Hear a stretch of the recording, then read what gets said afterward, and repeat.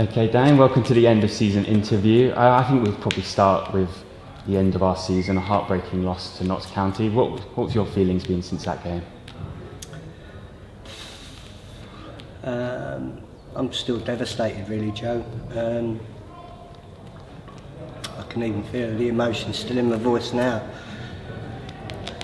It's not the end of a season. It's the end of an era with this set of boys. You have to understand, we've become very close. It's how we build the club. So some of the boys, that was their last game, and so we've got to pick ourselves up.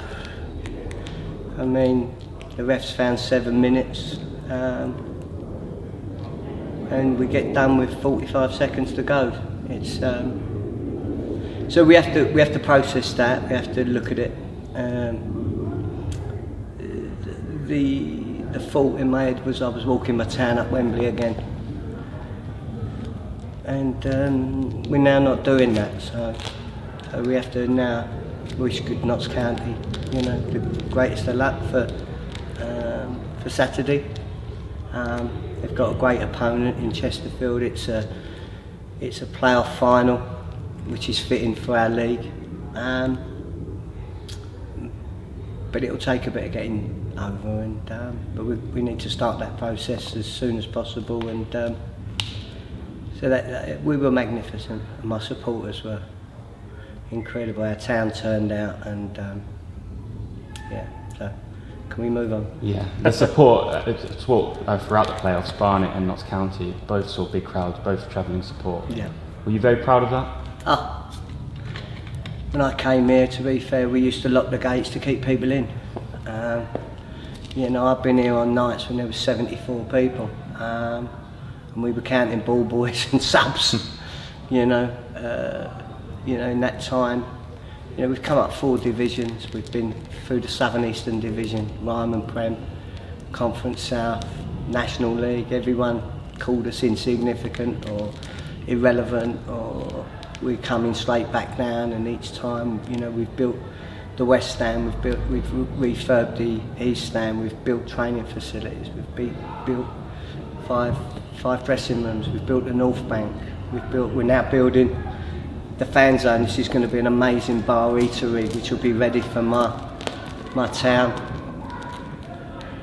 in July. So yeah, hugely proud. Hopefully now they'll get their season tickets, and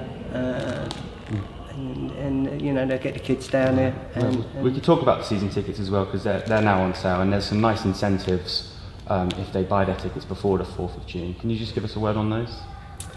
Yeah, listen, we make our season tickets, so we look after our own supporters, so that's how we've always done it.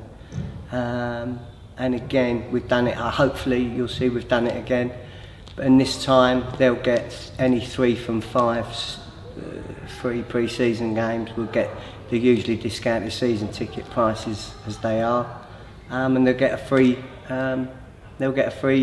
replica shirt as well. Whether they if you're 70 years of age, I'm not sure you'll choose to use it, but you've probably got a son or a grandson who will be very proud of it and make a good Christmas present. And again, we just want to keep growing our support. I mean, last year, as I say, when we came into the league 8 years ago, our support averaged just over 500, and then it dipped second year into 470, and this year it's 1185. So we're going in the right direction. And again, it's I just think it's value for money. I do think now with the fan zone, people don't think they're going just to Boreham, I think they're having a day out. Yeah. And then when this is all done and it's all ready for them, I mean, we can have a little singer in here and and we can have a drink after the game, and no, I think each season we're making it a little bit more special. Yeah, the fan zone is taking shape really nicely. Can you just give us an update to when that's expected to be built, and also some of the things we can expect to see in here? Well,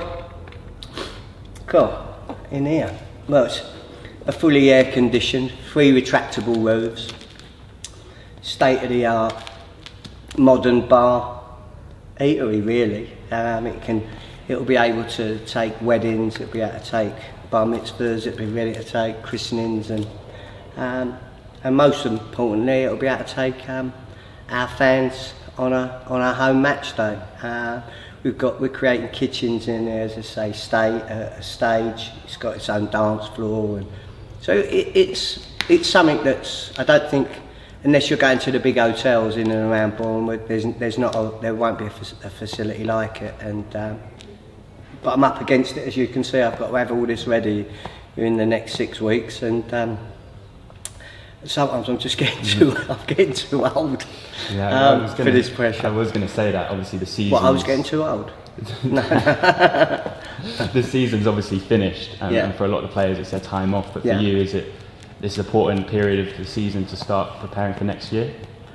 Yeah, I think the supporters now, after what's happened, and Luke and everyone, they need to go away and lick their wounds and get ourselves ready for pre-season. You know, it's my job to make sure the structures of this club work. You know, I mean, I've just given Luke his budget for next season, which is the most it's ever been. And we have to, so this is a difficult time for me. But listen, I'm 24 seasons in. Next year I'd have been here a quarter of a century, and so I'm not a new girl at this. I know what needs to be done.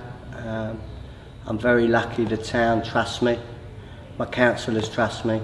I've got great partners in Arsenal and my sponsors.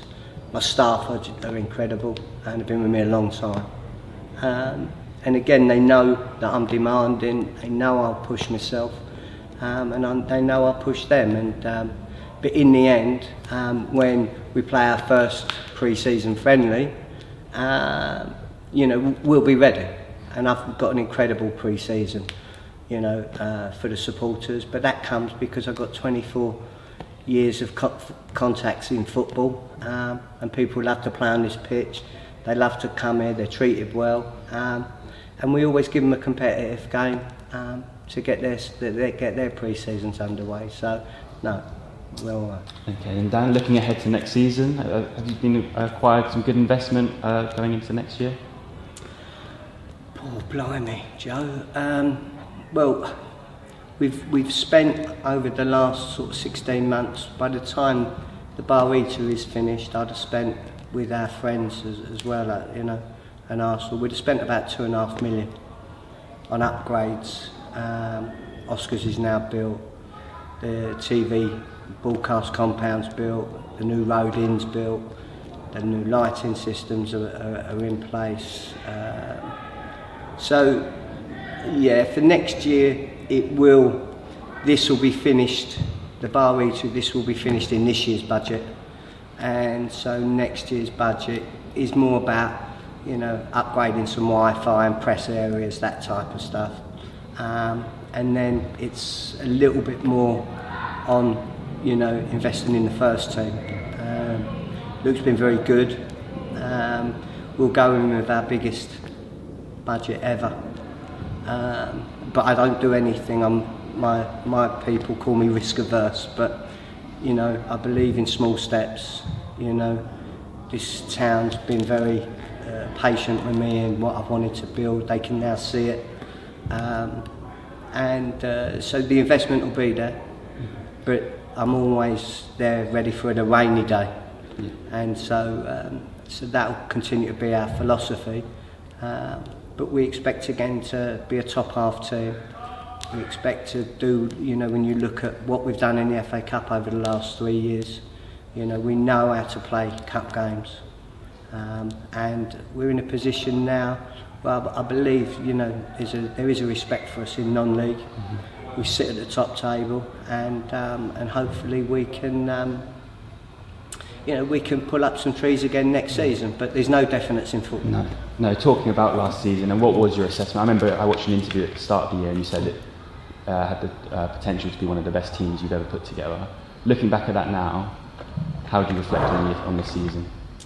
We were probably 15 goals away from being a top 3 team. You can overanalyse it, but football's about playmakers, destroyers and finishers. And you know, Luke's come in and you know, we've got the best defensive record in the league. There is a slight break-up of that defensive 7 or 8, but not much. We strengthened as the season went on. We were smart. You know, we put people like Jack Payne and Nathan Ashmore on good contracts. You know, we're smart operators. You know, we don't stand in people's way if they're looking to go. We know the value of a pound note, and we'll, you know, all those, you know, there's a lot of experience here. You know, when I look at some of these new chairmen and, you know, and I see how they behave, they've got a lot to learn. But, you know, as my old mum said, use wasted on the young. And sometimes, if you're not quite sure what to do nothing. And less said, best mended. And you know, the hardest thing at this time of year is we're going to lose players that we're very fond of, and football does that. But I don't want to hear that. Well, it's football. These are human beings. These are good people. And you know, sometimes a player may, you know, location might be wrong for them, or you know, they're not getting the game time they want, and they just want to play football. So there's lots of things at this time where there's a lot of decisions made, and that's why I'm very good at, I think, at trying to build a structure of a club, but I wouldn't want Luke's job for the team in China. Yeah, another achievement that the squad achieved this year was reaching the third round of the FA Cup for 3 years in a row. As a chairman, is that an achievement you're very proud of? It's incredible. There's only ever been 3 club chairmen in non-league who've ever done it. So it's, you know, and we've still got a chance to do it for a 4th time, where we would be numero uno. So yeah, I'm hugely thankful for that, and I can't, you know, it's not something that you plan for, but in that time, you know, I've seen Southend were a league club when we beat them. AFC Wimbledon were dispatched. Bristol Rovers have been dispatched. Bournemouth were dispatched, and we went real close with Accrington Stanley. So again, as I say, Luke and this set of players, that they know how to get over the line at times in those big cup games, and we're not necessarily pretty, but you know, we know what we are. We're an underdog club. We're an underdog town, and you know, and we know how to deal with that type of pressure. I had no worries in terms of would we compete at Barnet in this year's playoffs. I knew we'd compete. It was just a case of would Barnet turn up, and they did. And sometimes then it becomes magic moments, and we scored at the right times. We hung on, and Nathan Ashmore played on one leg for 85 minutes. I mean, it was outstanding. I mean, he had a grade 2 tear and played on one leg. It was unbelievable.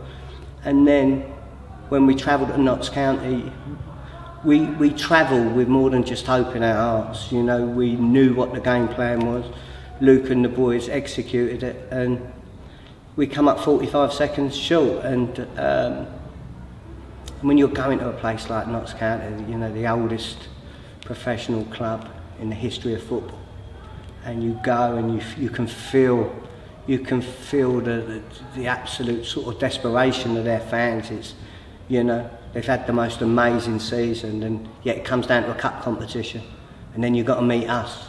No one wants to meet us in a one-off, and so it proved. But hopefully, you know, that's another game where the National League can say to the EFL, we've got to be getting 3 up, 3 down now. You know, we're showing everybody, you know, if we're Little Boreham Wood and we're doing this, then it shows you the strength and depth of the National League. You know, and is that something that you feel very strongly about, having the 3 up, 3 down? Yeah, I think you have to, because year on year we show. You know, when you're knocking a Bournemouth out. I mean, Bournemouth, you know, Bournemouth are now, as you know, I mean, they're holding their own in the Prem, and we went down there, and after that team that's playing now, you know, we're beating 1-0. So you see the third round popper 3 years on the spin. But, you know, when you've got the Wrexhams and you've got the Notts Counties and the Chesterfields, I mean, Scunthorpe have gone straight in through the trapdoor and they're now in Conference North. These are big, big clubs. When you start adding in York City and the likes, I mean, Yeovil have been relegated, Torquay have been relegated. So the strength of our league says, come on, you know, there's 4 up in Div 2. You know, surely we can go to 3 up, 3 down in the National League, and perhaps some of them pennies that the EFL keep saying that they've just negotiated with Sky, maybe some of that can come down as well, because I think a lot of our players, you know, are a magnificent part of the football pyramid, and non-league has a part to play. Yeah, well then just finally, Danny, looking ahead to next season, with everything we've mentioned, the squad we've had this year, the builds going on and off the pitch, are you very optimistic about next season? Our first job is to stay up. Luke and Charlie always know my first target is get 10 points above the bottom 4, and the sooner we do that, the easier I feel. And then we'll see where we are. If we go in after Christmas and we're still, you know, in and around it, then we can relook at the finances and see if we can go again. We'll know if we've had an FA Cup run, we'll know where we are with the builds, and, you know, what's our support been like. Have people supported the 50-50s? Have people supported the bar eateries? Have people, you know, bought season tickets? We know all them things. But we're a club that we want to challenge. I'm desperate to take this town again up Wembley. I want us to win the trophy. I want us to get promoted to the EFL. But you don't always get what you deserve in life. That's what Sunday felt like at Notts County. But as I say, you know, my father always told me God loves a trier, so we'll be trying. And just finally, Danny, going into the new season, have you got a message to our supporters? Not really a message. I feel that we sit in the heart of our community once again, which wasn't the case when I came here. My father had been manager in the 60s and 70s. I played here in the 80s and bought it in the 90s. But we're at a different level to any of that now. So my only message is, you know, I feel as if people get value for money. I feel as if they're coming to a football club which they can be proud of with their kids. And it's our job to make it so that, you know, that they feel it's their club. They do have a voice. And if we're going to the EFL, then we're going to do it together, because I can't do it without them, that's for sure.